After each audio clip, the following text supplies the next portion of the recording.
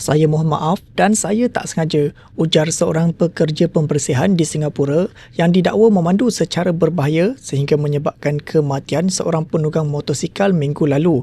Tertuduh T. Yuken, 25 tahun, yang mengaku bersalah atas tuduhan itu dijatuhi hukuman penjara 6 tahun dan denda sebanyak RM20,000 oleh Mahkamah Magistrate Johor Bahru pada 10 Ogos.